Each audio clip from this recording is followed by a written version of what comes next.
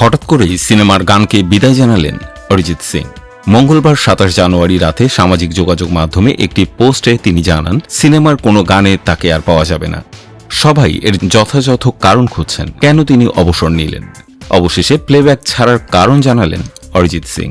বিদায় ঘোষণার পর থেকেই সামাজিক যোগাযোগ মাধ্যমে অরিজিৎ সিংকে নিয়ে চলছে তুমুল আলোচনা। সবার মনে ঘুরছিল একটাই প্রশ্ন, কি এমন ঘটে গেল যে কারণে সিনেমার গান থেকে নিজেকে সরিয়ে নিলেন অরিজিৎ। কয়েকদিন আগে অরিজিতের সালমান খান অভিনীত ব্যাটল অব গালোয়ান সিনেমায় মাতৃভূমি গানটি প্রকাশিত হয়েছে। শ্রেয়া ঘোষালের সঙ্গে গানটি গেয়েছেন তিনি। কেউ কেউ প্রশ্ন তুলেছেন, প্লেব্যাক থেকে সরে আসার সিদ্ধান্তটা আচমকা নিয়েছেন কিনা। ঘনিষ্ঠজনেরা বলছেন, সিদ্ধান্তটা খুব একটা অপ্রত্যাশিত ছিল না। এর মধ্যে অরিজিৎ সিং এর ব্যক্তিগত এক্স অ্যাকাউন্টের একটি পোস্ট থেকে দাবি করা স্ক্রিনশটও সামাজিক যোগাযোগ মাধ্যমে ছড়িয়ে পড়েছে। সেই পোস্টে প্লেব্যাক গান থেকে অবসর নেওয়ার সিদ্ধান্তের ব্যাখ্যা দেন অরিজিৎ সিং। তিনি লেখেন, এর পেছনে একটিমাত্র কারণ নেই, একাধিক কারণ রয়েছে।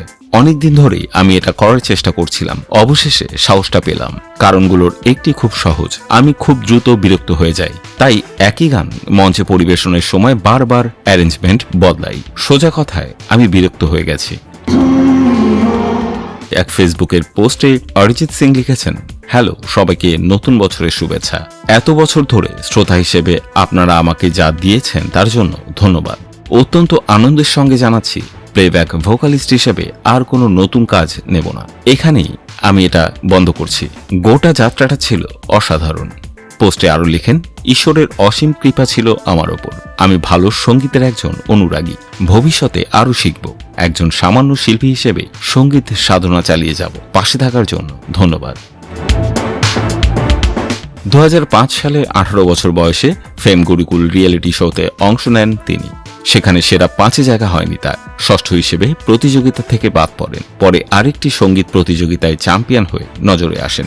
২০০৭ সালে সঞ্জয় লীলা বানসালির সাওয়ারিয়া ছবির জন্য ইউসাব নামে গানটি রেকর্ড করলেও সেটি ব্যবহার করা হয়নি। ২০১১ সালে মার্ডার 2 এর ফির মোহাব্বত গান দিয়ে সিনেমায় প্লেব্যাকের অভিষেক ঘটে অরিজিতের। ২০১৩ সালে আশিকি 2 এর তুম হি হো গানটি তাকে ব্যাপক জনপ্রিয় করে তোলে। উঠে যান তারকা খ্যাতির চূড়ায়। এরপর জাতীয় চলচ্চিত্র পুরস্কার, ফিল্মফেয়ার সহ অসংখ্য সম্মাননা পেয়েছেন তিনি। পেয়েছেন শ্রোতাদের পাহাড় সম ভালোবাসা। তবে সবকিছুকে পেছনে ফেলে সিনেমার গান থেকে অবসরে যাচ্ছেন এই তারকা শিল্পী।